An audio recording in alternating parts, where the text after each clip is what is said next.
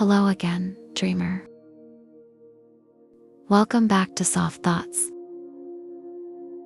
Take a slow breath. Let the noise soften. And allow yourself to be here. Tonight, I want to talk about something many people carry quietly. What if the hardest person to forgive is yourself? Sometimes the past doesn't stay in the past. It returns in small moments of silence, in memories that appear without warning, in the quiet voice that reminds you of things you wish you had done differently. Maybe it's something you said. Maybe it's something you didn't say. Maybe it's a decision that changed the direction of your life.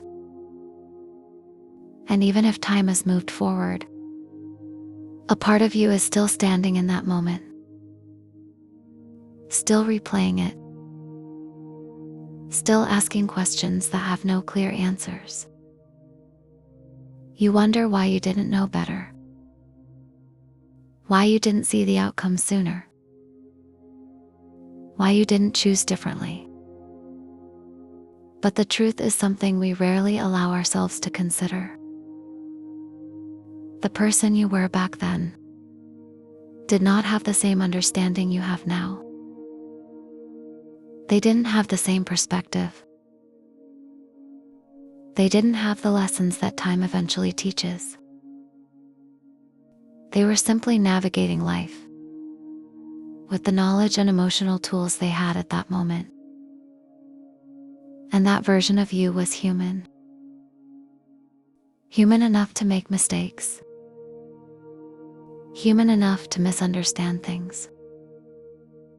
Human enough to grow. Growth has a strange way of changing how we see the past. It gives us clarity that didn't exist before. But sometimes we use that clarity as evidence against ourselves. We judge who we were through the eyes of who we are now. And that can create a kind of inner courtroom where the past version of you is always on trial.